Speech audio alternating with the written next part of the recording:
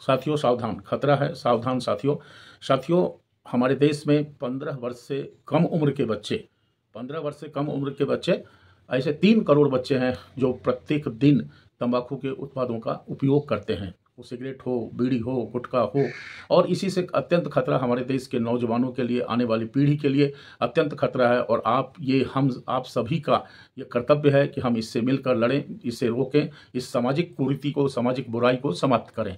दोस्तों, ऐसा एक सर्वे है WHO का कि पूरे विश्व में 80 लाख लोग तंबाकू के उत्पादनों से मरते हैं, उनकी मृत्यु होती है। और हास्यास्पद बात तो यह है साथियों कि उस 80 करोड़ में 10 करोड़ लोग ऐसे हैं जो कभी भी तंबाकू के उत्पादों का सेवन नहीं करते हैं। मात्र धुएं के लगने से, सिगरेट के धुआं लगने से उनकी मृत्यु हो जाती है, उन्हें गंभीर और खतरनाक बीमारियां हो जाती हैं। दोस्तों, जैसा कि आप सभी को पता है, आप सभी विद्वान साथी हैं, विचारवान साथी हैं, आप सभी की जानकारी के हिसाब से फिर भी मैं आपके समक्ष कुछ आंकड़े प्रस्तुत करना चाहता हूं कि किस तरह से हमारे समाज को अंदर से खोखला करते जा रहा है। दोस्तों, COPTA एक कानून 2003 में बनाया गया था, cigarette and others tobacco product prevention act.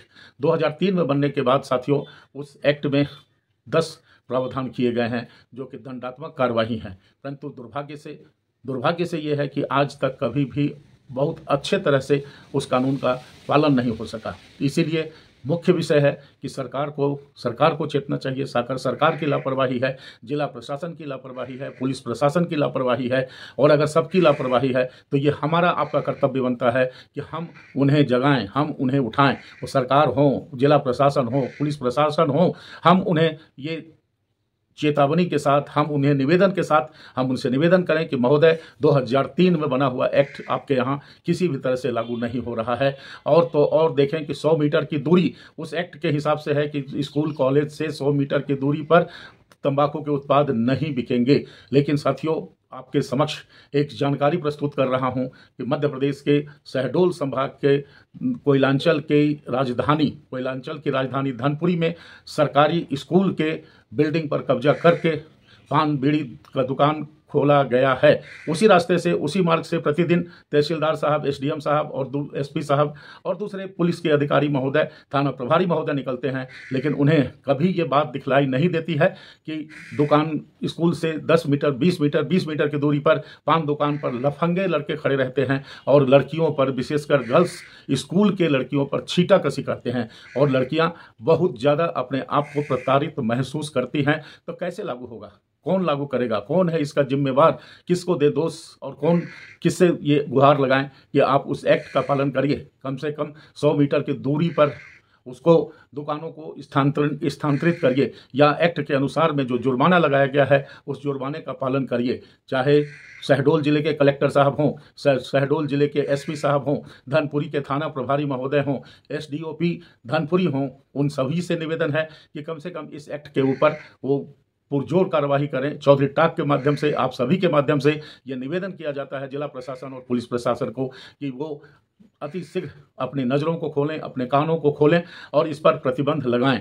जैसा कि पिछले कुछ दिनों पहले 1 सितंबर को हरिभूमि से सभार लिया गया है। हरिभूमि से सभार में ये कलेक्टर अनूपपुर हर्षल पंचोली साहब से वार्तालाप हुआ और उनके नज़रों में लाया गया। हर्षल पंचोली साहब ने यह आश्वासन दिया है कि हम हर तरह से अतिशीघ्र टीमों का गठन करेंगे और ये कोशिश नहीं, पूरी प्रयास करेंगे कि स्कूल के अगल बगल दुकानों पर तंबाकू के उत्पाद न बिक सकें और स्कूल आने जाने के टाइम में किसी भी तरह से लफंगे लड़के वहाँ न छेड़छाड़ कर सकें, ये ना उनको प्रताड़ित कर सकें। दोस्तों, पुनः इसके साथ आग्रह है कि जिस विषय पर हम लोग थे, अभी भी उसी विषय पर हैं।